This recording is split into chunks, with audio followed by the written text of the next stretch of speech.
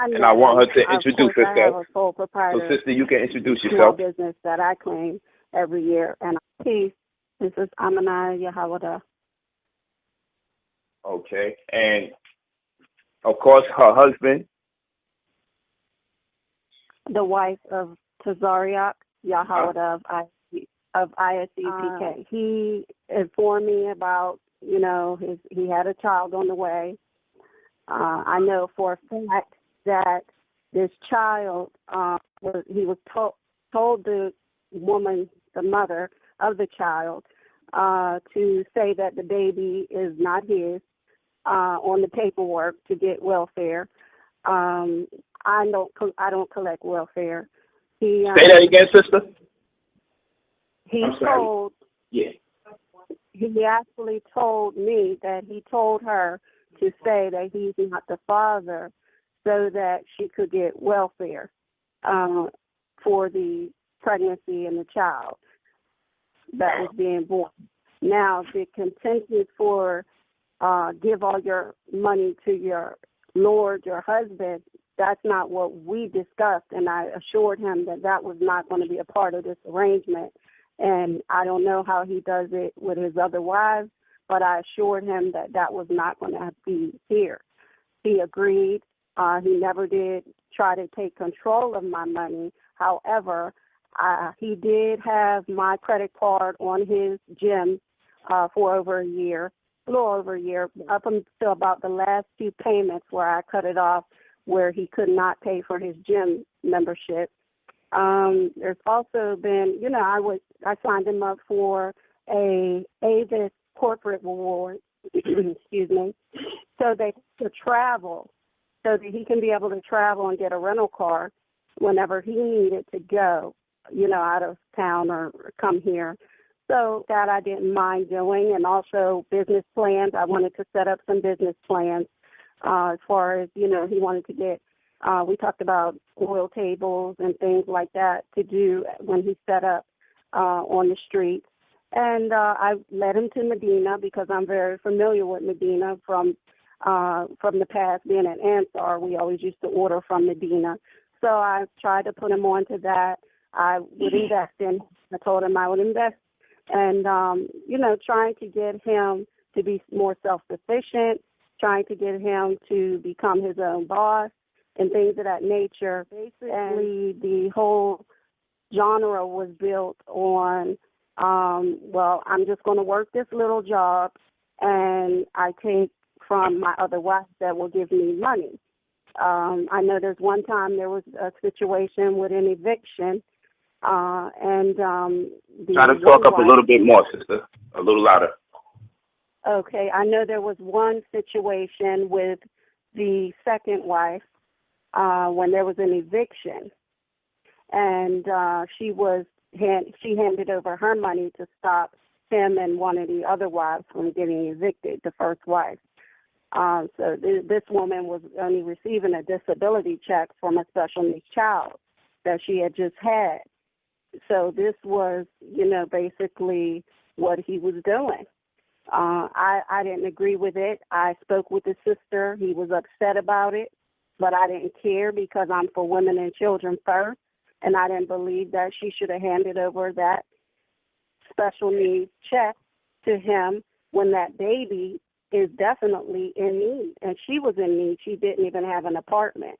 So she was living in, very poor quarters, it was very rough. And she assured me that she wanted to get out and that she was going to put pressure on him to try and get out of where she was at. And she was going to tell him that the family members she was living with wants her out, so that to make it urgent so that he could at least try and come up with something to help her. The situation was very, very desolate. So these are the things that I noticed with the wives. I know that I've read texts. I did go through his phone. I was an angel. I'm not going to sit here and say I was an angel throughout this. I went through his phone, and I see where the first wife was,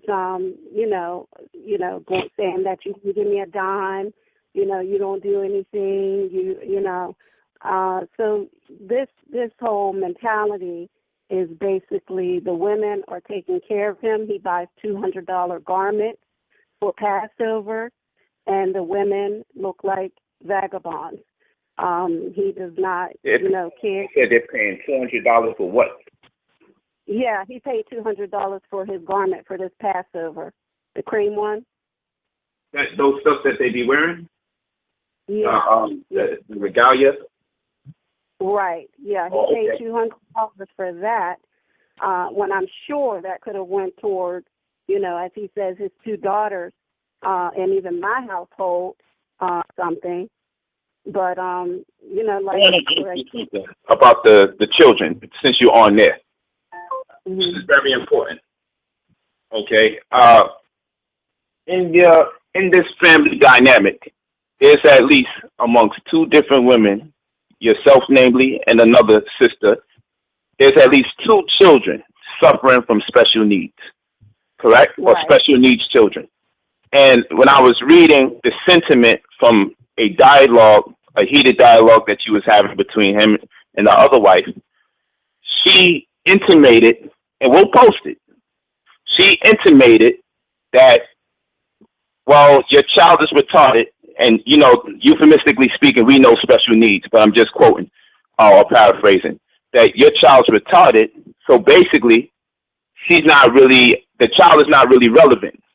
So with these children that out of context retarded, but we know euphemistically speaking, special needs children, with two special needs children in the realm of this family dynamic, I want you to explain how ISUPK identifies with these special needs children. In other words, can children with special needs be allowed in the temple? Are they even embraced by the community, or are they shunned away?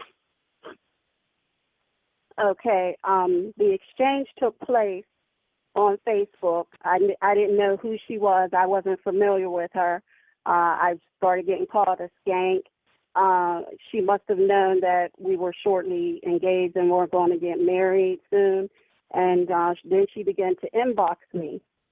I proceeded to argue back with her, which I'm not proud of that. We went back and forth, and I told her she was jealous because he was having a baby by the second wife, and that she was jealous, and she needed to get herself together. I sent you all those transcripts, so you have all of the proof that where she proceeded to say, I didn't know retards counted as a baby, because we knew that his child was going to be special needs. She proceeded to say, I know all about the sick little baby. And what I was told was that the children with special needs cannot be amongst the congregation because you don't want to be with them and breed more.